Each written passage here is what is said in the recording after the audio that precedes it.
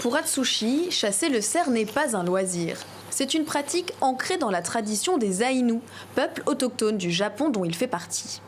À l'époque, mes ancêtres vivaient totalement de la chasse, mais aujourd'hui l'argent est omniprésent. J'ai donc cherché un moyen d'en gagner grâce à la chasse.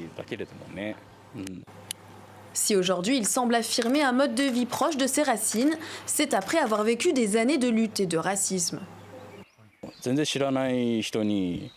Un jour, en passant devant moi, un inconnu a hurlé « C'est un Aïnou, c'est dégoûtant !» J'ai été choqué car je me comportais totalement normalement. Car cette ethnie de chasseurs-cueilleurs qui vivait dans le nord du Japon et à l'est de la Russie a été persécutée par l'arrivée des Japonais. Elle a même failli totalement disparaître dès le XVIe siècle.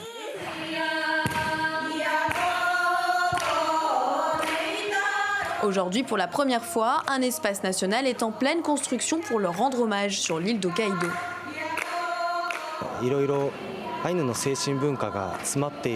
Nos chants et danses sont l'essence même de la spiritualité aïnou. J'espère que les visiteurs s'intéresseront ainsi à notre culture, notre langue et nos habits traditionnels. L'inauguration de ce musée aura lieu pile avant le lancement des Jeux Olympiques en 2020. Certains y voient là une stratégie diplomatique.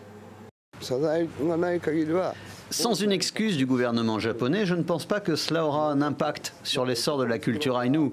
Construire ce musée et accueillir les JO, ça ne fait rien avancer. Alors que des excuses nationales et officielles marqueront vraiment un tournant dans l'histoire du Japon.